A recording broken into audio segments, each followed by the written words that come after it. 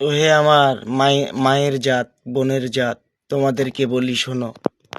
তোমরা সন্তান যদি ভালোবাসে জন্ম দিতে চাও, সামনে পিছে ভাইবা নিও।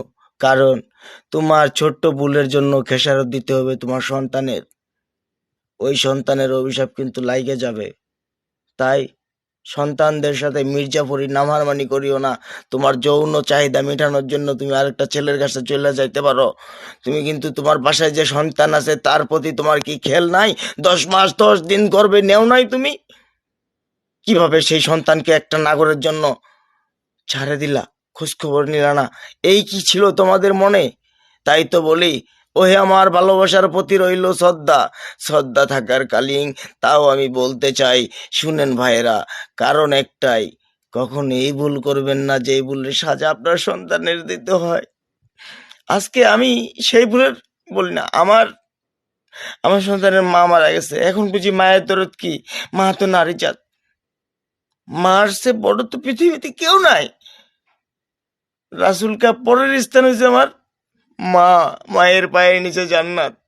তাই তো বলি, ও মা সকল, ও বোন সকল, ও খালা সকল, শুনে নাও তোমরা, ভালোবাসা বিয়ে করলে সন্তান জন্ম দেওয়ার আগে 100 বার ভাবে নিবা সন্তানটাকে কি ছাইরা চইলা যাবা নাকি।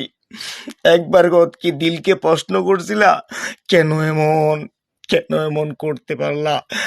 এতদিন যদি পালতে পারে, কেন পারবে না সে আরো পালতে? তোমার 10টি টাকার আশা করে না সেই মেয়ের বাপে। তাই তো বলি, সেই মেয়ের বাপের প্রতি রইল আমার সেলুট। সাথে রইল সালাম আমার তার দাদার প্রতি। কারণ ওরাই 3 মাসের বয়স থেকেই ওই মেয়েটাকে পালে বসে মানুষ করছে। তাই ওদেরকে আগে শ্রদ্ধা করতে হবে। মেয়েটার মা মারা যাওয়ার পর ওরাই দাঁড়াইছে ওর পাশে। তাই তো মারছে বড় কেউ নাই, ওই স্থানটা নিছে ওর দাদি। ওনার দাদির জন্য রইল আমার সালাম, দাদুর জন্য রইল আমার সালাম। ওনাদেরকে আল্লাহ আমার মাথায় যত চুল তত হায়াত দারাজ করুক। কারণ 3 মাসের একটা মেয়েকে এখন 7 বছর বয়স ওরা লালন পালন করে মানুষ করছে। তাই ওই মাদের প্রতি রইল আমার সেলুট, ওই বাবার প্রতি রইল সেলুট, আর ওই মেয়ের দাদির প্রতি রইল সেলুট, ওই মেয়ের দাদার প্রতি রইল সেলুট। আসসালামু আলাইকুম ওয়া রাহমাতুল্লাহি ওয়া বারাকাতুহু। ভিডিওটা ভালো লাগলে শেয়ার করে দিবেন।